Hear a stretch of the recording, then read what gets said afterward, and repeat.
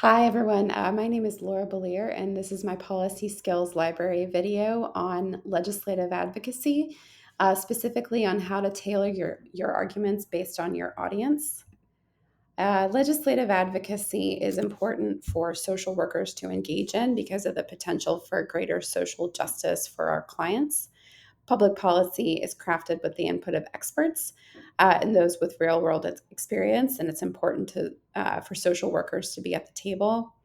I'm going to walk through how to think about framing your policy arguments when you're meeting with staff or policymakers.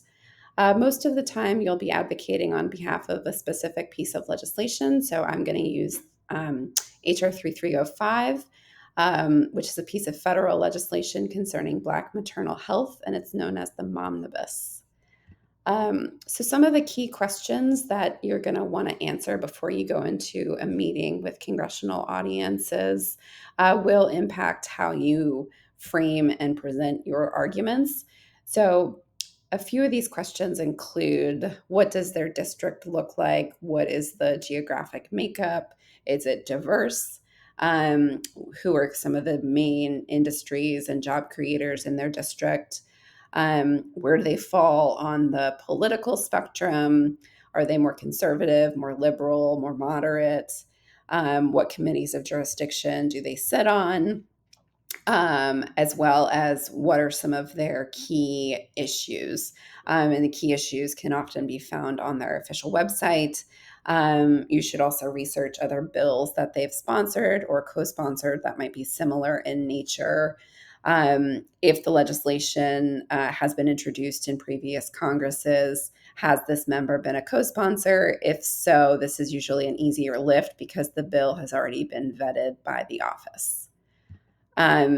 So you're also going to want to think about the political affiliation of the audience and what motivates them. Typically, Republicans are wary of new federal programs and how the cost of the proposal is going to be offset. Having support from the business community is also something that will aid your arguments with Republican offices. So, being able to point to companies that support the bill is helpful. For example, there are over 200 groups that have endorsed the Momnibus. So, I would pick out some of the businesses from that list and highlight them.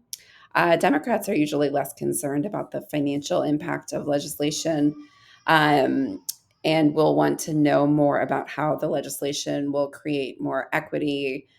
Focus and frame your arguments around some of the big policy priorities for Democrats, which include health equity, combating racism, and climate change. And for both of these audiences, data is super important to reinforcing your messaging. So I'm going to talk about the Momnibus bill and walk through how I would frame my arguments and strategy to advocate for this legislation. Um, so one of the first things that a congressional staffer is going to want to know is what member is leading the bill and who are the other co-sponsors. They're going to want to figure out who they would be aligning themselves with if they put their boss's name on the bill.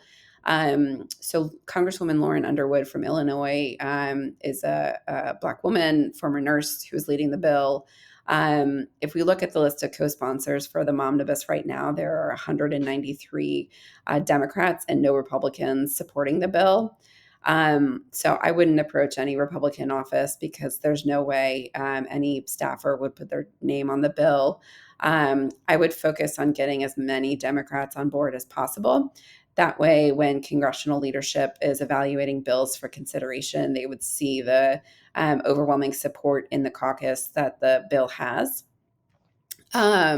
Before meeting with a Democratic office, I would do my research and best align my policy focus on what the member most cares about. For example, if they're focused on health equity, I would emphasize the social determinants of health aspect of the bill and the diversity in the workforce elements too. Or if they were a co-sponsor of the Green New Deal, I'd highlight the climate change provisions. This bill, unfortunately, is likely not going to be passed as a standalone bill because of the partisan nature. So I think the best chance that it has is being tacked on to a larger proposal like a government funding bill. And one positive historical note to end on is that the omnibus legislation has been introduced in previous Congresses.